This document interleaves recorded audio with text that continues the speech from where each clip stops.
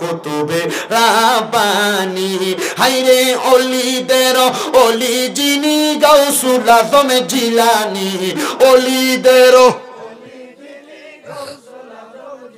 নি বাগদাদে জন্ম কুতুবে রাব্বানি বলেন বাগদাদে জন্ম কুতুবে আইরে বংশ তোমার হাসানে হুসাইনি তুমি হইলা মা ফাতেমার নয়নের মনি বলেন বংশ তোমার হাসান বলেন তুমি হইলা মা ফাতেমার নয়নের মনি দয়ার নজর করো আমায় ও গো গাউসে সামদানি দয়ার আল্লাহর নিয়ামত কি একটাবার চিন্তা করছেন নি আমার আলা হযরত ইমামে এসকে মুহাব্বত ইমাম আহমদ রেজা খান ফাদেলে বেরনবী ওনার তাফসিরে কানজুল ঈমান নুরুল ইরফানের মধ্যে এই আয়াতের তাফসীর করতেছে 9 নাম্বার হাসিয়ার মধ্যে লিখতেছে আমার আল্লাহ তাআলার নিয়ামতের মধ্যে 1 নাম্বার নিয়ামত হলো হে বান্দা তোমার সুস্থ জীবনটা হলো 1 নাম্বার নিয়ামত 2 নাম্বার নিয়ামত হইলো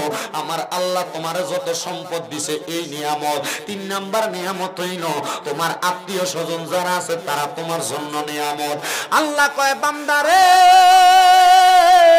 তোমার এই সবগুলা নিয়ামতের মধ্যে সর্বশ্রেষ্ঠ নিয়ামত ওই নিয়ামতটা হইল তোমার নেককার একটা সন্তান ও আল্লাহ নেককার সন্তানরে কেন আপনি নিয়ামত ঘোষণা করলেন আল্লাহ কয় বান্দা নিয়ামত বলার কারণ হইল একটা মা বাবা দুনিয়ার জমিনের ভিতরে যদি সম্পদ কামাই করে সম্পদগুলা দুনিয়াতে রাইখা চইলা যায় একটা মা বাবা দুনিয়াতে যদি বাড়ি গাড়ি করে বাড়ি গাড়িগুলা দুনিয়াতে রাইখা চইলা যায় আপনাদের মনে প্রশ্ন থাকতে পারে ড্যাংপাড়ার যুবক ও মুরব্বি বাবা আপনারা বলবেন হুজুর সন্তানদারে তো দুনিয়াতে রাইখা যায় কিন্তু আল্লাহর নবী রাহমাতুল্লিল আলামিন নবী কয় উম্মত দুনিয়াতে সম্পদ রাইখা গেলে সম্পদ সম্পদের মতো পয়রা থাকে কিন্তু কেউ যদি দুনিয়াতে একটা নেক সন্তান রাইখা যায় তাহলে ওই নেক সন্তানটার দোয়ার বরকতে আমার আল্লাহ তাআলা ওই মা বাবার কবরটার জান্নাতের বাগান বানিয়ে দেয় তিরমিজি শরীফের একটা হাদিস শরীফ পড়লাম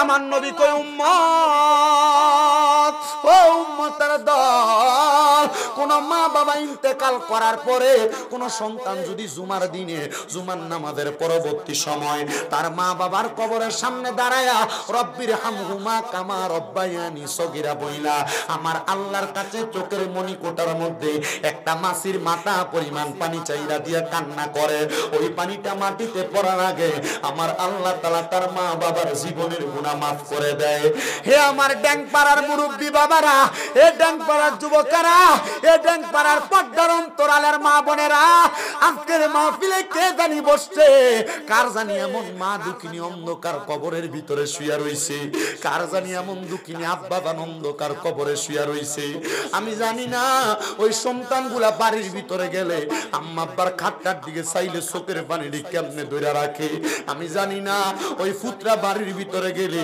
আম্মা আব্বার পুরান জামা কাপড়টি দেখলে চোখের পানিটি কেমনে ধরে রাখে ওই আম্মা আব্বা এত বড় নিয়ামত সন্তান তুমি জানো আব্বা ফিরা লুঙ্গি পরা সময় কাটাইছে তুমি সন্তান রে আব্বা জান দামি জামা কাপড় কিনা দিছে আব্বার পায়ের গোড়ালিটা রাস্তার লগে লাগতো হাঁটার সময় জুতাটা ছিঁড়া গোড়ালিটা ক্ষয় হইয়া যাইতো কিন্তু রাত্রবেলা কাম শেষ করে আসার পরে তুমি ফুতের নতুন জুতা কিনা দিত তুমি ফুতে জুতাটা পইরা রাত্রবেলায় খাটের উপরে দৌড়াদৌড়ি করতা ওই আব্বা জন অন্ধকার কবরে সন্তান তোমার কাছে টাকা পয়সার অভাব নাই কিন্তু ওই টাকা পয়সা দিয়ে তুমি তোমার আব্বার একটু শান্তি দিতে পারো না এ সন্তান এ ড্যাংপাড়ার বাবারা চিন্তা করো তোমার মা সিরা কাপড়টা পরা পরা সময় কাটাইতো কিন্তু তোমার মায়ের কাপড় রাস্তার মধ্যে 5-10 টাকা বাঁধা রাখতো মা চিন্তা করতো আমার পুতি স্কুলে যাইতে মাদ্রাসায় যাইতে আমি মায়ের হাতের সন্তানের হাতে দিয়া দিমু মা সকালবেলা পান্তা ভাত গুলা খাইতো না সন্তান রাইখা দিত তুমি সন্তান রৌদ্র দিয়ে আইলে তুমি খাইলে তোমার পেটটা ঠান্ডা হইব আজকে মাহফিলে কে জানি বসছো ওই মা দুঃখিনীরে কবরে শোয়াইয়া আল্লাহর কসম মা কি আখিরি মুনাজাতের মধ্যে দোয়া করা হবে। আমার আল্লাহ তাআলা যেন আওলাদের রিজবির উসিলায়, সিরাজ বাবার উসিলায় আজকের মাহফিলে আমরা মা বাবার জন্য দোয়া করলে আম্মা আব্বার কবরটানে জান্নাতের বাগান বানিয়ে দেয়।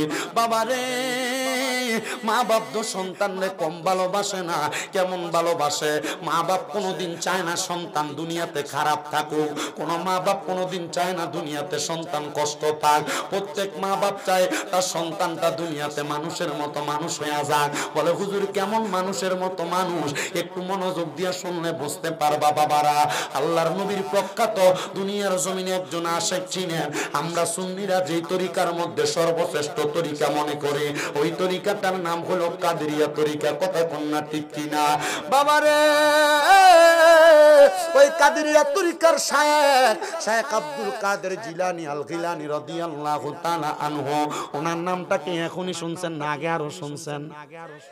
কম দামি ওলি না বেশি দামি? আশেক কয় শ্রেষ্ঠ বলি। ওরে ওলিদের ওলি যিনি গাউসুল আজম জিলানী, ওলিদের ওলি যিনি গাউসুল আজম জিলানী, বাগদাদে জন্ম কুতুবে রাব্বানী। বলেন বাগদাদে জন্ম কুতুবে।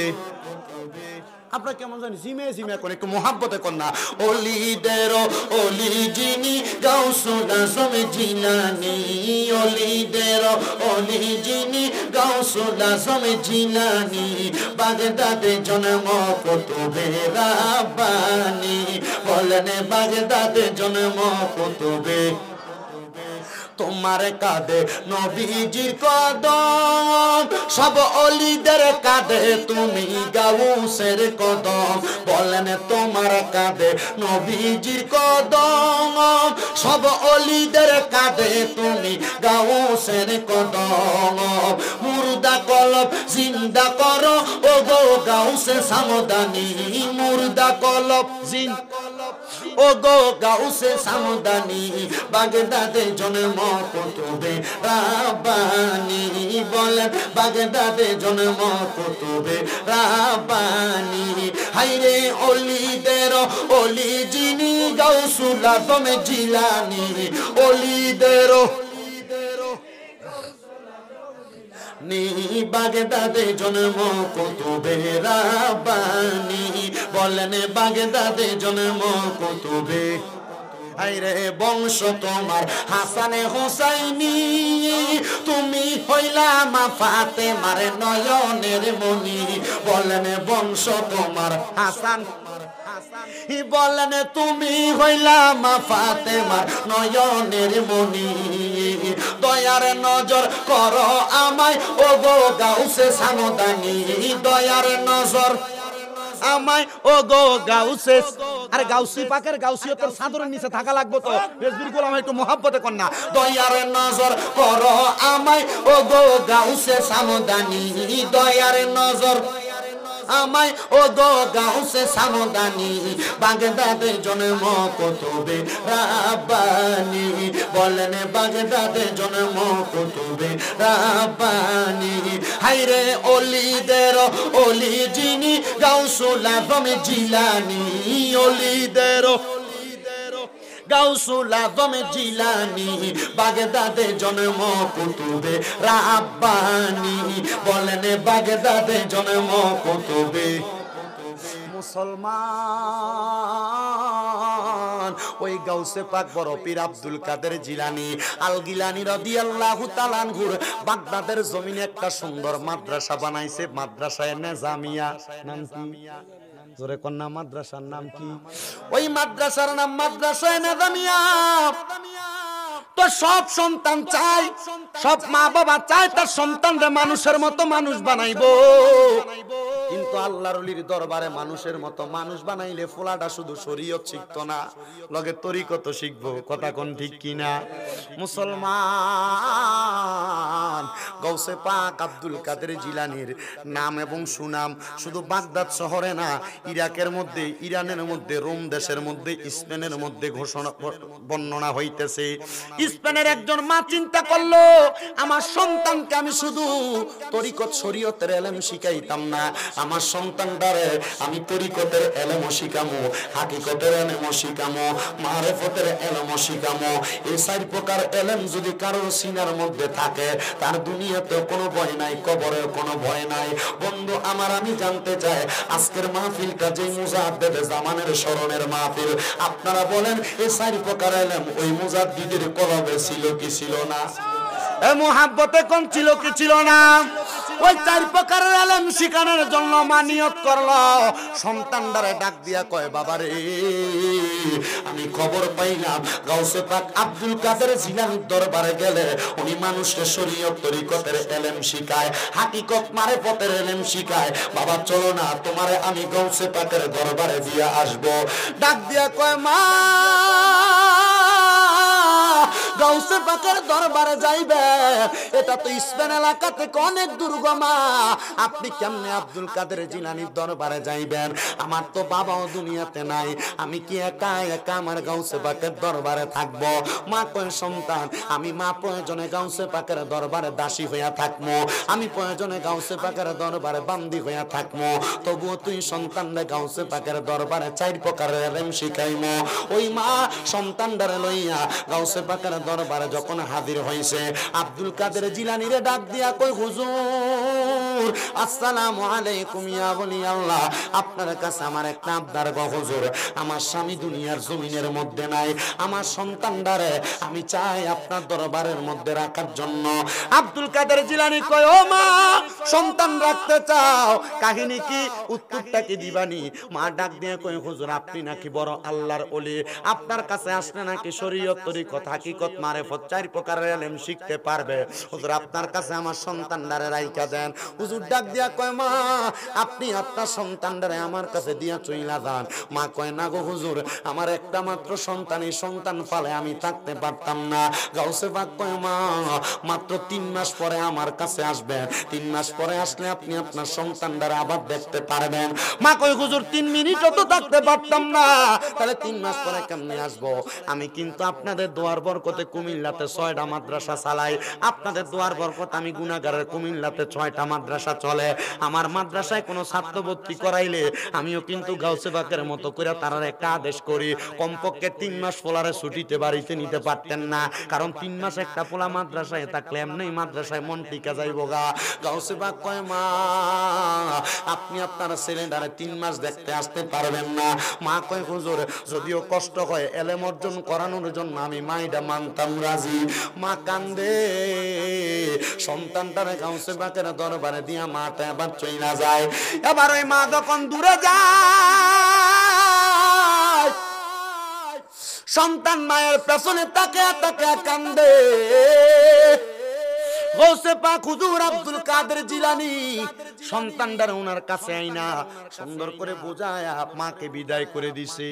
ওই মা জননী গাউসে পাকের দরবার থেকে যখন চইলা যায়, গাউসে পাকের দরবারে ওই মা আর আসেন না। ওই সন্তান গাউসে পাকের দরবারে খেদমতে এমন ভাবে নিজের জীবনটারে বিলাইয়া দিছে, বিলাইতে বিলাইতে সন্তান কয়, আমি গাউসে পাকের দরবারে এলেম চর্চা করা লাগে নাই, গাউসে পাকের নুরানি জবান দিয়া যা বলছে তা আমার সিনার মধ্যে আটকে যায়, গাউসে পাক যা বলে তার কথাগুলো আমার সিনার মধ্যে আটকে যায়। ও বন্ধুরে, রেজবি হুজুর কেবলার লগে যে পাগলরা ঘুরছে এরা জানে, এরা জিগাইবা হুজুরের সাথে চললে, হুজুরের লগে ফিরলে, হুজুর মুখ দিয়া যেই কথাটা বলতো এটা ইমানের একটা চেতনা হিসেবে ভিতরের ভিতরে দায়িত্ব নিত। খেজুর কাটা আপনার পায়ের ভিতরে যদি গাইতে যায় বাইর করে ফেললে ব্যথা থাকবে। রেজবি হুজুর কেবলার ইমানের চেতনা যার ভিতরে আছে, এই ব্যক্তি দুনিয়ার যেই প্রান্তে থাক না কেন, ইমান ব্যস্ত না, ইমান ব্যস্ত না, ইমান ব্যস্ত না। ওই গাউসে পাকের পাগল ওই ছেলে ডাক দিয়া কয়, বয়স মাত্র 8 বছর, আমার মা আমারে গাউসে পাকের দরবারে দিয়া চইলা গেছে, আমার মার একটু মায়া লাগছে না। তবে আমি মনে মনে চিন্তা করলাম, গাউসে পাকের দরবারে মাত্র 3 মাস থাকা অবস্থায় গাউসে পাক আব্দুল কাদের জিলানীর দরবারে মা লাগবে না, বাবা লাগবে না, মা বাপ যদিও দূরে থাকে, আমি যদি এই এলেমগুলা সিনার মধ্যে লইয়া দুনিয়ার জমিনে থাকতে পারি, আমি আমার মা বাপ যেখানে থাকুক দোয়া করার কারণে আমার আল্লাহ তাআলা আমার মা বাপরে মাফ করে দিব। আমার আল্লাহ তাআলারে আমার মা বাপরে ভালো রাখবো। ওই ছেলেটা এই কথা বলতে বলতে একদিন 2 দিন 3 দিন 4 দিন করতে করতে গাউসে পাকের দরবারে 3 মাস পর্যন্ত সময় কাটাইছে। 3 মাসের মাথায় ছেলেটার মাটা গাউসে পাকের দরবারে হাজির হয়ে গেছে। গাউসে পাক আব্দুল কাদের জিলানী এই জায়গায় বসা, ওনার পাশের জায়গার মধ্যে ওই ছোট ছেলেটা বসা। গাউসে পাকের সামনে একটা খাবারের থালা, ছোট ছেলেটার সামনে একটা খাবারের থালা। জোরে কইতেন না বাবা মারহাবা, জোরে কন্না মারহাবা। গাউসে পাক আব্দুল কাদের জিলানী আল গিলানী মুহিউদ্দিন আল ফেসানি হুজুর গাউসে পাকের দরবারের দরজার মধ্যে ওই মহিলাটা দাঁড়ায়া রইছেন। মহিলা তাকায় দেখে গাউসে পাক একটা খাবারের থালা নিয়ে খাবারগুলা ভক্ষণ করতেছে, আর ওনার সন্তান একটা খাবারের থালা নিয়ে খাবার ভক্ষণ করতেছে। আমার গাউসে পাক আব্দুল কাদের জিলানী যেই খাবারের প্লেটটার মধ্যে করে খাবার খাইতেছে, ওই খাবারের প্লেটটার মধ্যে শুধু ভাত না, ভাতের সাথে একটা তাজা মুরগি সুন্দর করে রান্না করে গাউসে পাকের পাতে দেওয়া। গাউসে পাক একা একা ওই মুরগিটা নিজে নিজে খাইতেছে, আর ওই ছেলেটার পাতের মধ্যে শুধু লাউ রান্না করা লাউ। ওই ছেলেটা লাউ খাইতেছে। মহিলা গাউসে পাকের সামনে আইসা কোনো সালাম নাই, কোনো কালাম নাই, আইসা ডাক দিয়া কই, রে আব্দুল কাদের জিলানী, আমি খবর পাইছিলাম আপনি নাকি মুহিউদ্দিন আল গিলানী আল ফেসানি, কিন্তু আপনি যেই কামটা করছেন এটা দেখে আমার ভালো লাগে নাই। আপনার ভিতরে কি একটু ইনসাফ নাই? আপনি কেমনে একা একা তাজা মুরগিটা ভক্ষণ করলেন, আর আমার সন্তানটা আপনার চোখের সামনে লাউ দিয়া খানা খায়, আপনি আমার সন্তানটারে কোনো কিছু করলেন না? একটু গোস্ত কি আপনি আমার সন্তানটারে দিতে পারলেন না? গাউসে পাক ডাক দিয়া কয়, ও মা, আপনার সন্তান লাউ খাওয়ার উপযুক্ত, এই জন্য আমি তারে লাউ দিয়া খানা দিছি। আমি আব্দুল কাদের মোরগ খাওয়ার উপযুক্ত, এই জন্য আমি মোরগ দ্বারা খাবার আহার করতেছি। মহিলা ডাক দিয়া কই, হুজুর আপনার কথার বেদনা তো আমি বুঝতে পারলাম না। ডাক দিয়া কই, শুনো শুনো শুনো এ মহিলা, আমি আব্দুল কাদের আমার আল্লাহ তাআলা ক্ষমতা দিছে, একটা মুরগি খাওয়ার পরে আমি গাউসে পাক আল্লাহর হুকুমের মাধ্যমে মুরগিটারে জিন্দা বানাইতে পারবো। তোমার পুতে পারতো না, এই ক্ষমতা এখনো তোমার সন্তান অর্জন করে নাই, এজন্য তোমার সন্তান মুরগি দ্বারা খাবার আহার করে না। ডাক দিয়া কই, হুজুর তাহলে লাউ যে খাওয়ান আমার ফুতে কি এই লাউটা খাওয়ার কারণে আস্তা তাজা লাউ বানাইতে পারবো? ডাক দিয়া কই, মা তুমি তোমার সন্তানরে জিগাও, আমার জিজ্ঞাসা কইরো না। আরে বেলায়েতের পাওয়ার যার ভিতরে ঢুইকা গেছে, বেলায়েতের সংস্পর্শ যার ভিতরে লাইগা গেছে, তরিকতের ছোঁয়াটা যার মাঝে লাগছে, ওই ব্যক্তি কিন্তু এমনি এমনি দুনিয়াতে চলে না। এই তরিকতের পাওয়ার নিয়ে চললে দুনিয়া এবং আখিরাতটা সে এমনি দুনিয়াতে তাইকে ক্লিয়ার কইরা লয়। ওই ছেলের মা ডাক দিয়া কই, সন্তান তুমি কি পারবা এই লাউটা খাওয়ার পরে লাউটারে তুমি আবার আগের মতো বানাইতা? আর আব্দুল কাদের জিলানী, আপনি যে বলছেন আপনি তাজা মুরগি খাওয়ার কারণে আপনি এটাকে জিন্দা বানাইতে পারবেন, আপনি আমার একটু দেখান। হুজুর ডাক দিয়া কই, বাবা তরকারি যেই বাবুর্চি রান্না করছে তারা জিজ্ঞাসা করো এই লাউয়ের যেই ছোলাগুলো আছে, মানে ছোলকাগুলো আছে, এগুলা কোন জায়গায় পালাইছে, আর মুরগির যে চামড়াগুলো আছে ওইগুলা কোন জায়গার মধ্যে ফালাইছে। এবার বাবুর্চিরে দিয়া ওই মুরগির ছোলাগুলো আনছে, লাউয়ের ছোলাগুলো আইনা গাউসে পাক সামনে রাইখা একটা কাপড় দিয়া ঢাকনা দিয়া, মানে যে দস্তরখানার উপরে রাইখা খাবারটা খাইছে। কি রাইখা খাইছে? কি রেখে খাইছে? দস্তরখানা বুঝছেন নি কোনটা? খানা খাওয়ানোর সময় যেটা নিচে দিয়া থাকে আলাদা একটা কাপড়, এটা দস্তরখানা কয়। আপনার এই দস্তরখানাটা একটু চেষ্টা করে না দেয়, বলে হুজুর আমরা তো টেবিলে বইয়া খাই, টেবিলে বইয়াতে খাইতেছেন, খাওয়াটা তো তার থেকে একটু সরাইয়া খাইয়েন। টেবিলে বইয়াতে খাইতেছেন তো টেবিলের উপরে আলাদা একটা কাপড় বিছিয়ে দিয়ে, তাহলে এটা দস্তরখানা আদ হয়ে যাবে। আমার হবা কন্যা। আর আমরা যে ডিজিটাল যুগ আইছে, বিয়া বাড়ির ভিতরে গেলে জুতা ফাইট থেকে খোলানোর সময় নাই, জুতা ফায়ার একটু খেলে আমরা কথা কন না কেন? আর রেজবি বাবা শিখিয়ে দিয়ে গেছে মুদ্দা সুন্নত জিন্দা করবা, মুদ্দা সুন্নত এর লাগা নামের আগে দিয়ে মহিউস সুন্নাহ আছে নি? মহিউস সুন্নাহ কি লেগে লাগছে? মুদ্দা সুন্নত জিন্দা করে দিয়া গেছে। মারহাবা কোন না কেন? আর মোহাব্বতে কোন না মারহাবা। আমার মুসলমান ইমানদার গাউসে পাকের দস্তরখানাটা দিয়া ওই মুরগির চামড়াগুলার এভাবে ডাকনা দিছে, আর ওই ছেলেটা তার খাবারের দস্তরখানা দিয়া সুন্দর কইরা তার লাউয়ের ছোলকাগুলা এভাবে সুন্দর করে ডাকনা দিছে। গাউসে পাক কই কুম বিইজনিল্লাহ, আল্লাহর হুকুমে দাঁড়ায়া যাও। ডাক দিয়া কই, মা আমার দস্তর দস্তরখানাটা তোলেন। মহিলা কই দস্তরখানা তুলতে দেরি, আমি দেখলাম একটা মুরগি আমার সামনে দিয়ে হাইটা জাগা। আমার ফুটেরটা আমি তাকে দেখলাম আমার সন্তান কম্বি ইজনিল্লাহ কইয়া কত সুন্দর করে কাপড়টা সরাইছে। আমি দেখলাম আমার পুতের চাদরের নিচে কত সুন্দর একটা তাজা লাউ দেখা যায়। আমি কইলাম আব্দুল কাদের জিলানী, আপনার কদমের মধ্যে আমি হাতটা রাখলাম, আমি বুঝতে পারি নাই আল্লাহর ওলির কুদরতের খেলা। এই জন্য আশিকটা বলতেছে, ওরে কেউ বুঝিতে পারে না রে পীর মুর্শিদের খেলা, হায়রে কামেল পীরের খেলা। আরে জোর করিয়া বুঝতে গেলে তার গটে